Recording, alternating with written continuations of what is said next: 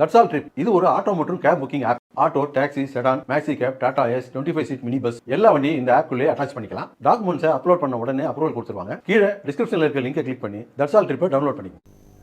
தமிழ்நாட்டு மக்களை மொத்தமாக மறந்த பட்ஜெட் இந்த மத்திய பட்ஜெட் என காங்கிரஸ் நாடாளுமன்ற உறுப்பினர் விஷ்ணு பிரசாத் தெரிவித்துள்ளார்.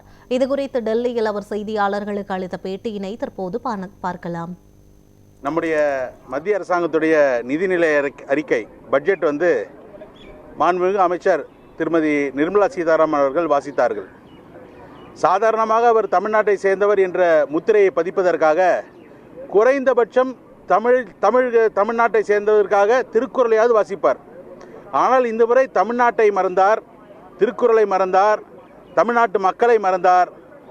ஏன் என்று தெரியவில்லை. இத்தனைக்கும் எலெக்ஷன் வருது, நாங்களாம் எதிர்பார்த்தோம் தமிழ்நாட்டிற்கு வெறும் அறிவிப்பாது இருக்கும். டிஃபென்ஸ் பட்ஜெட் முன்னாடி டிஃபென்ஸ்காரர் சென்னையில் கொடுத்தார்களே, அதுபோல் அறிவிப்பாது இருக்கும் என்று எதிர்பார்த்தோம். ஆனால் அதுவும் இல்லை. எந்தவித மக்களுக்கு தமிழ்நாட்டு மக்களை சுத்தமாக மறந்த பட்ஜெட் இந்த யூனியன் பட்ஜெட்.